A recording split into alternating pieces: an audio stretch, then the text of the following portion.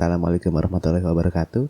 Kami dari kelompok 12. Di sini kami akan menjelaskan mengenai Corporate and Syariah Governance of Islamic Banks Part 2. Di sini akan melanjutkan penjelasan minggu lalu oleh kelompok 11. Dan kelompok 12 ini kami terdiri dari 5 anggota, yaitu ada saya sendiri, Hanif Kamahananto. Kemudian ada Agnes Dini Ragusti, Aditya Wirananda Hidayat, Ayu Ciptaningrum, dan juga Muhammad Rafael Diputra. Selamat mendengarkan. Assalamualaikum warahmatullahi wabarakatuh. Perkenalkan, nama saya Muhammad Rafael Diputra. Di sini saya akan mencoba menjelaskan mengenai Syariah Governance Model. Baik, untuk slide yang pertama itu Syariah Governance Model. Syariah Governance Model dapat didefinisikan sebagai keseluruhan sistem yang mengatur kesesuaian kegiatan bank syariah dan lembaga keuangan dengan prinsip syariah yang berkaitan dengan transaksi, termasuk pengaturan internal. Pengaturan internal yaitu ada sistem kontrol syariah yang kuat dan fungsi audit syariah internal, termasuk di dalamnya direksi dan komite terkait seperti komite tata kelola, senior fungsi manajemen, hukum, kepatuhan, dan audit internal.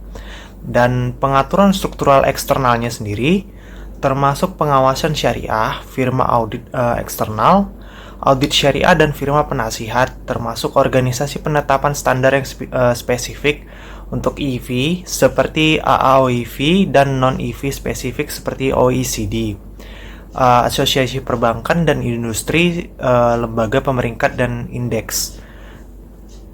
Kemudian di jantung pengaturan lembaga atau di inti pengaturan lembaga adalah sistem hukum pengaturan yudikatif dan legislatif yang memainkan peran penting dalam menetapkan dasar bagi syariah yang baik, pemerintahan dan pemantauan fungsinya, termasuk di dalamnya bagaimana memantau fungsinya tersebut. Sistem ini sangat penting untuk meloloskan sistem hukum syariah perbankan yang baik, yang akan mempertimbangkan segala aspek syariah yang ada, membangun dan memelihara kepercayaan para stakeholders yang sehubungan dengan kepatuhan terhadap syariah ini sendiri, sehingga menjaga disiplin pasar dan mempromosikan standarisasi pembangunan hukum yang baik dan memberikan keadilan.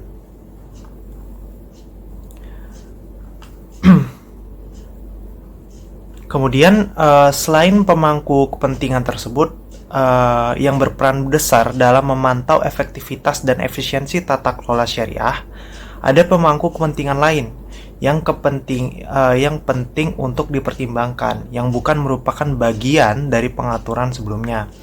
Ini juga telah disebutkan sebelumnya di tabel pemangku kepentingan, dan termasuk pemegang saham, pemegang investasi dan giro, karyawan, analis, akademisi dan peneliti, dan lain-lain. Pemangku kepentingan tersebut dapat menerapkan berbagai bentuk tekanan pada bank syariah sehingga mendorong disiplin pasar dalam kepatuhan syariah.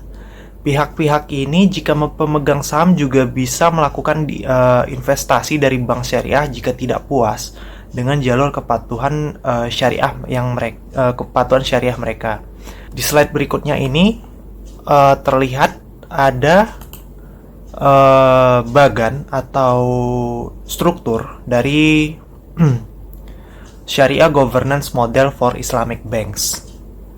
Nah, di sini terlihat bagaimana keterkaitan antara setiap organ yang ada, yaitu pertama yang di atas ada stakeholders.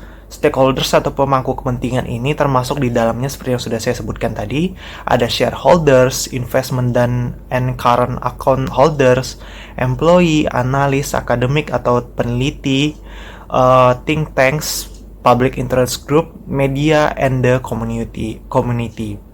Kemudian ada two-way impact, yang kemudian ke bawah itu ada internal syariah control system menjadi inti, yang ke kiri menjadi internal struktur arrangement, yang ke kanan ada external structural arrangement, kemudian yang di bawah ada institutional arrangement.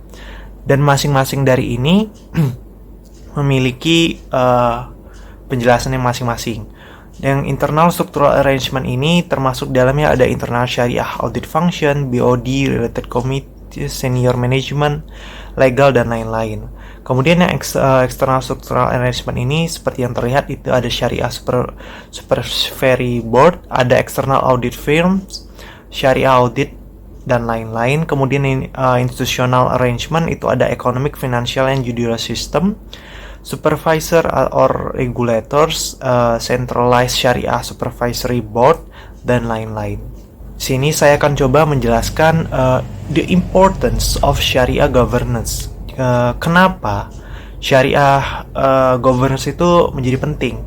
Nah, syariah governance itu diperlukan untuk meningkatkan kepercayaan dan keyakinan pemangku kepentingan bank syariah, yaitu keyakinan secara langsung akan berdampak pada stabilitas lembaga kapasitas mereka untuk berfungsi sebagai perantara keuangan dan kinerja mereka dengan baik gitu. Kemudian yang kedua, itu kuatnya tata kelola syariah juga akan membantu meningkatkan pengetahuan dan pemahaman pemangku kepentingan tentang hukum syariah yang berkaitan dengan transaksi dan memungkinkan mereka untuk membuat keputusan berdasarkan informasi hubungan mereka dengan bank mereka, jadi antara hubungan satu sama lain. Kemudian yang ketiga, itu lebih mampu membandingkan tingkat kepatuhan bank syariah yang berbeda satu sama lain. Upaya tersebut akan mengurangi asimetri informasi antara manajer dan pemangku kepentingan, meningkatkan persaingan dan meningkatkan disiplin pasar. Kemudian yang terakhir itu ada standarisasi praktik sebagian besar akan membatasi jalan bagi perilaku yang oportunistik oleh bank syariah dan pengelolanya.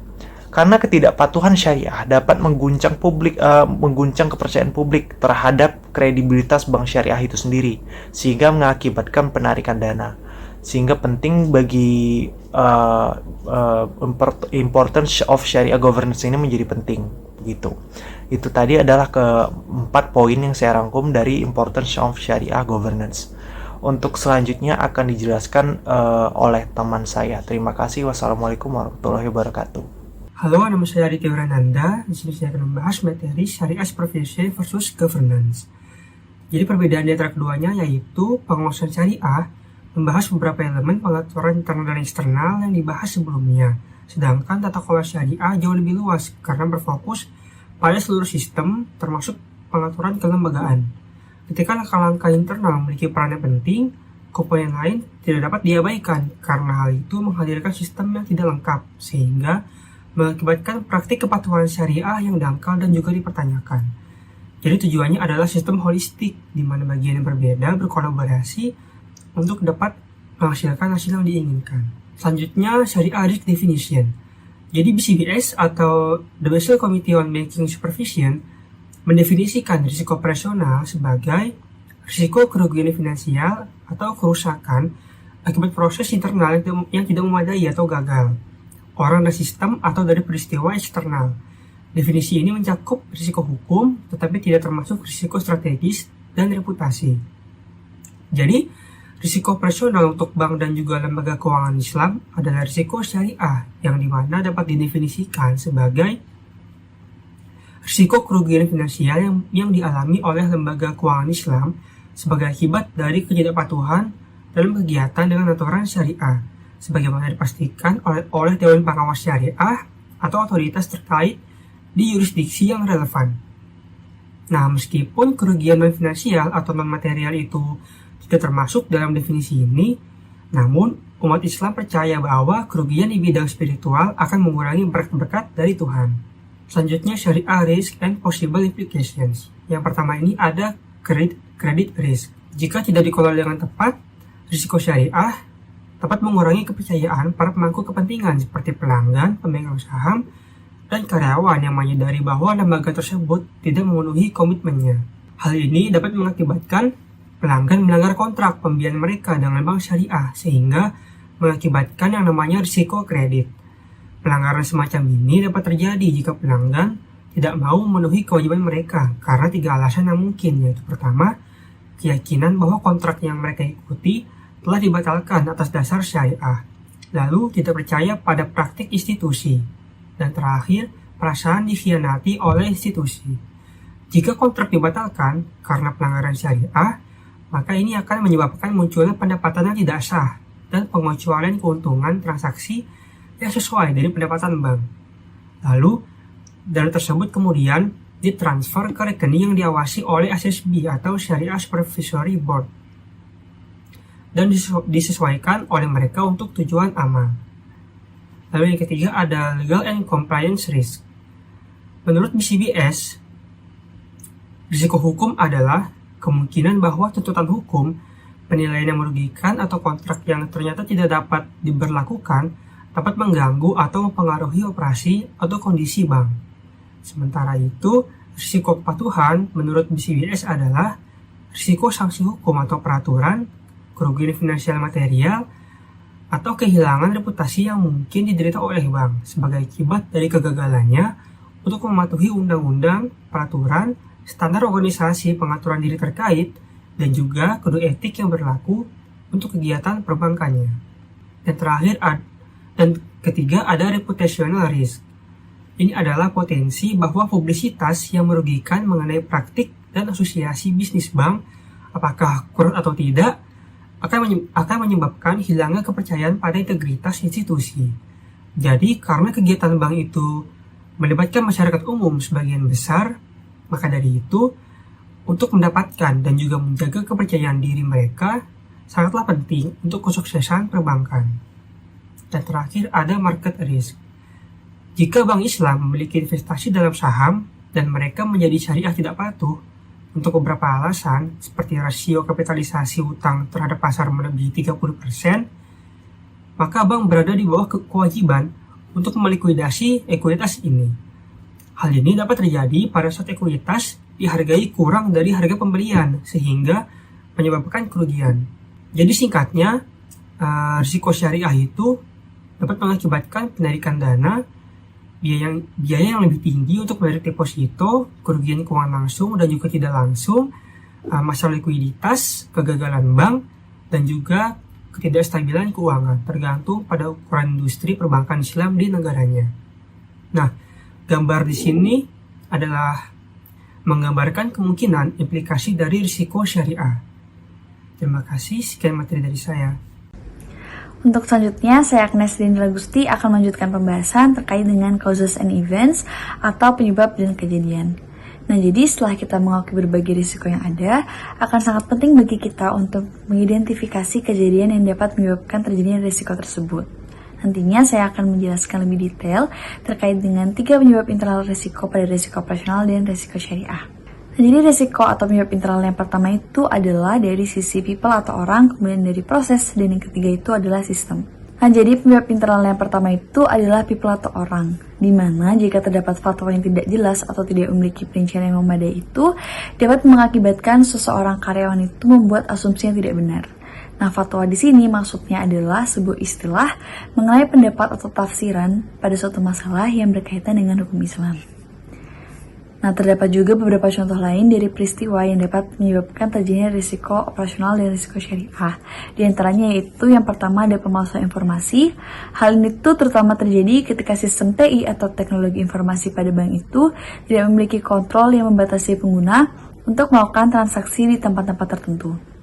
Kemudian yang kedua, adanya pelanggaran pedoman dan produk, transaksi, dokumentasi hukum, atau pemasaran yang tidak disetujui.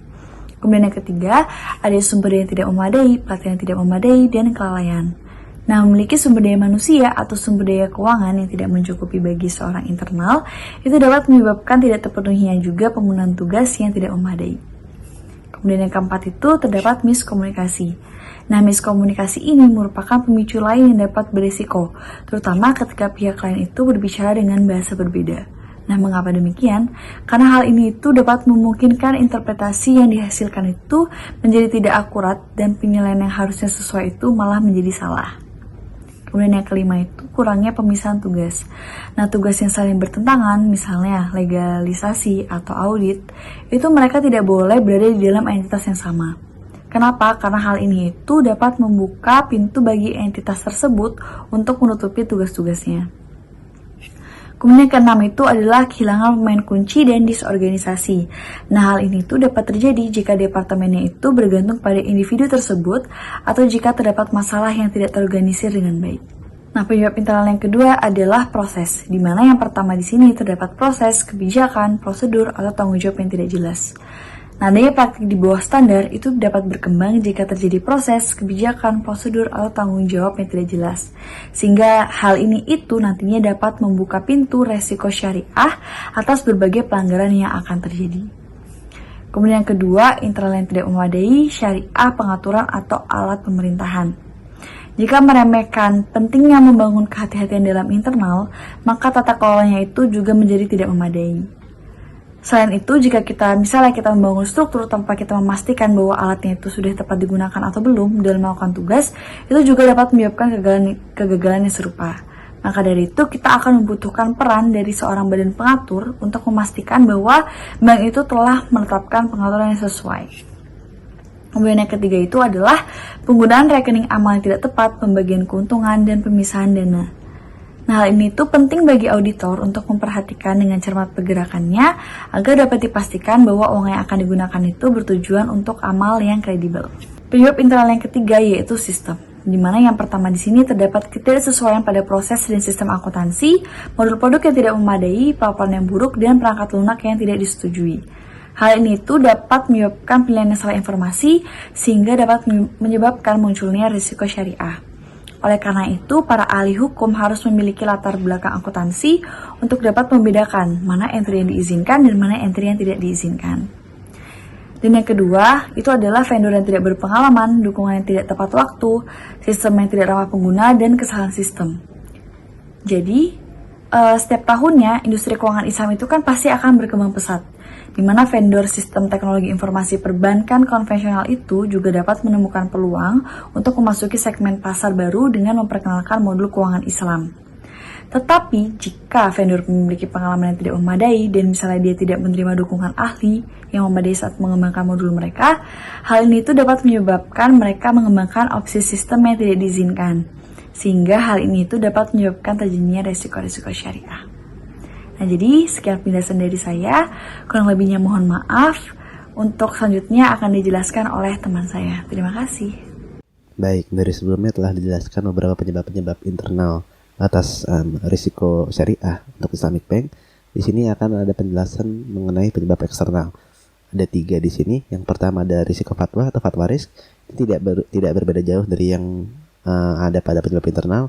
Namun pada fatwa risk di external cost ini dia disebabkan oleh ketika Islamic Bank itu dia tidak memiliki SSB-nya sendiri, namun dia menyewa jasa consulting firm eksternal untuk memberikan syariah advisory atau penasihat syariah kepada Islamic Bank. Nah, pada saat ini ketika pihak dari consulting firm ini merupakan bagian juga dari SSB dari perusahaan, dari bank, maka di sini akan terjadi konflik kepentingan dan juga cenderung keputusan syariahnya menjadi bias dikarenakan adanya posisi yang ganda di sini. Oleh karena itu, keputusan syariah yang bias akan menyebabkan keputusan fatwa juga yang bias dan akan menimbulkan risiko fatwa bagi bank. Kemudian yang kedua adalah firma penasihat syariah yang tidak berpengalaman dan konflik kepentingan antara tugas audit, konsultasi, dan juga legalisasi. Tentunya consulting firm yang tidak berpengalaman akan memberikan advisory atau penasihat-penasihatan syariah yang tidak sesuai dengan aturan, dan juga dia tidak berdasarkan alasan yang jelas sehingga dapat menyebabkan bank untuk dapat melakukan beberapa masalah-masalah atau kesalahan-kesalahan syariah. Kemudian untuk konflik kepentingan seperti yang kita telah pelajari pada mata kuliah auditing sebelumnya, ketika auditor itu dia melakukan jasa auditing dan juga consulting misalkan kepada klien atau perusahaan yang sama, mereka cenderung bias dalam melakukan keputusan mereka dan dalam audit mereka. Oleh karena itu di sini juga hal yang sama ketika bank itu menyewa jasa consulting firm dari pihak eksternal dan juga auditing dari firm yang sama misalkan, itu akan menjadi bias dalam penilaian auditnya dan juga consultingnya. Begitu juga bagi Islamic Bank ini. Selanjutnya yang ketiga adalah regulasi tata kelola syariah yang tidak memadai dan peraturan perundang-undangan yang tidak jelas. adanya regulasi itu sangat penting bagi tata kelola syariah, di mana mereka memberikan standar bagi Islamic Bank dan syarat bagi mereka untuk dipenuhi agar dapat beroperasi dengan optimal. Namun jika adanya regulasi yang tidak jelas dan juga tata kelola syariah yang tidak jelas atau bahkan tidak ada sama sekali, maka di sini akan tentunya bank cenderung akan meninggalkan tata kelola syariah dan akan menimbulkan masalah-masalah syariah lainnya, sehingga nantinya bank akan dapat kesulitan dalam menghadapi syariah risk yang akan datang dari pihak eksternal maupun internal. Selanjutnya, syariah risk management. Nah, di sini telah kita bahas sebelumnya bahwa ada internal dan juga external causes atau penyebab bagi syariah risk. Di sini bank perlu memahami dan mengawasi kedua penyebab ini, namun bank perlu lebih fokus lagi terhadap penyebab internalnya. Dikarenakan sini ada lebih banyak yang dapat menyebabkan bank untuk lebih berjaga-jaga. Oke, disinilah karena adanya banyak penyebab internal, maka bank perlu berfokus untuk mengembangkan sistem pengendalian internal yang bagus, yang baik dalam meminimalisasi risiko syariah melalui identifikasi, pengukuran, evaluasi, pengawasan, pelaporan, dan juga pengendalian atas risiko. Nah, dalam hal ini diperlukan delegasi tanggung jawab kepada personel-personel yang qualified atau terkualifikasi dengan peran yang jelas dan juga lini otoritas yang jelas, sehingga nanti ketika mereka memiliki aksi atau melakukan sebuah kegiatan akan dapat di-track kembali dan mereka akan accountable bagi aksi-aksi mereka. Baik, di sini saya akan melanjutkan pembahasan materi selanjutnya terkait tanggung jawab syariah, kepatuhan direksi dan manajemen senior. Untuk materi yang pertama terkait dewan direksi, jadi di sini dewan direksi itu memiliki beberapa bentuk tanggung jawab. Yang pertama itu bertanggung jawab untuk memantau berbagai risiko syariah dan memiliki pemahaman yang tepat dan komprehensif tentang risiko tersebut, dampak terhadap bank, dan tujuan serta pemangku kepentingan. Yang kedua, bertanggung jawab untuk membentuk struktur organisasi yang efektif dan efisien untuk menilai berbagai tata kelola dan mengelola exposure dari berbagai risiko syariah. AAOEI5 atau Accounting and Auditing Organization for Islamic Financial Institution di sini merekomendasikan kepada bank apa yang disebut dengan komite dan tata kelola untuk membantu direksi dalam mengawasi pelaporan keuangan, pengawasan, dan pemantauan berbagai kepatuhan syariah dan fungsi penting lainnya. Menguraikan peran komite ini, AAOIVI mengatakan bahwa hal ini tuh harus terdiri antara lain mencakup proses pelaporan keuangan, pengendalian internal, pengawasan audit internal, pengawasan audit eksternal, dan kepatuhan syariah. Di sini komite itu secara berkala harus meninjau efisiensi dan efektivitas terkait internal sistem kontrol syariah dan fungsi audit untuk menilai kecukupan kontrol syariah. Tanggung jawab terkait syariah ini dapat diklasifikasikan ke dalam 4 domain utama, yaitu terkait pelaporan syariah, kontrol syariah internal, fungsi audit syariah, dan audit syariah eksternal. Di sini terdapat tabel 2.3 yang menampilkan akun yang lebih rinci terkait aktivitas komite. Karena keterbatasan waktu di sini, jadi saya akan memaparkan satu contoh saja. Pelaporan syariah, di sini terdapat aktivitas memantau proses pelaporan dan menentukan bahwa laporan itu telah cukup atau belum. Kemudian fungsi audit internal syariah, di sini terdapat aktivitas mengawasi efektivitas dan efisiensi audit internal syariah. Kemudian audit eksternal syariah, di sini terdapat aktivitas kriteria pendukung untuk penunjukan dan perusahaan audit eksternal syariah. Kemudian kontrol internal syariah ini ada aktivitas terkait pemahaman risiko yang dihadapi bank saat ini atau yang akan dihadapi ke depannya, dan implikasi risiko bagi institusi dan industri dalam jangka pendek maupun jangka panjang. Kemudian yang terakhir itu Dewan Direksi itu juga harus memastikan bahwa SSB atau Syariah Supervisory Board itu kompeten, telah ditunjuk dan mengakui independensi dari SSB dalam membuat keputusannya sendiri dan tidak berusaha mempengaruhi keputusannya secara salah, serta mengurangi independensi dan objektivitas SSB itu. Setiap tahunnya di sini Dewan Direksi menilai kinerja anggota SSB menggunakan ukuran kinerja yang telah disarankan oleh IFSB dan menyelesaikan masalah apapun yang melibatkan konflik kepentingan. Namun Dewan Direksi di sini tidak dapat menghentikan anggota SB tanpa persetujuan dari pemegang saham itu sendiri. Kemudian materi kedua terkait manajemen senior. Jadi di sini manajemen senior itu memiliki 4 bentuk tanggung jawab. Untuk tanggung jawab yang pertama yaitu bertanggung jawab atas tata kelola syariah internal yang kuat. Karena manajemen senior ini menerapkan kebijakan dan strategi serta menjalankan fungsi yang diamanatkan oleh direksi. Kedua, bertanggung jawab atas tata kelola yang ditetapkan oleh Dewan Direksi. Manajemen senior memastikan bahwa pengaturan tata kelola syariah internal bank syariah ini telah dilembagakan oleh direksi, diimplementasikan melalui proses dan sistem. Kemudian yang ketiga itu bertanggung jawab dalam pengembangan budaya syariah dalam organisasi. Manajemen senior di sini bertanggung jawab untuk menumbuhkan budaya yang sesuai dengan syariah dalam organisasi, menetapkan kepatuhan tersebut sebagai syarat menyeluruh untuk semua kebijakan, prosedur, dan kegiatan, serta memastikan bahwa karyawan itu telah terbiasa dengan persyaratan syariah tersebut. Kemudian yang terakhir atau yang keempat ini bertanggung jawab untuk menindaklanjuti masalah dan rekomendasi yang diungkap oleh otoritas. Manajemen senior bertanggung jawab untuk menindaklanjuti masalah dan rekomendasi yang dinyatakan oleh otoritas pengawas, SSB, auditor internal maupun eksternal. Cukup sekian pemaparan mengenai materi tanggung jawab syariah dan kepatuhan direksi dan manajemen senior. Untuk selanjutnya saya serahkan kembali kepada moderator. Terima kasih. Sekian dari kelompok 12 mengenai lanjutan dari Corporate and Syariah Governance of Islamic Banks. Terima kasih teman-teman yang sudah mendengarkan. Assalamualaikum warahmatullahi wabarakatuh.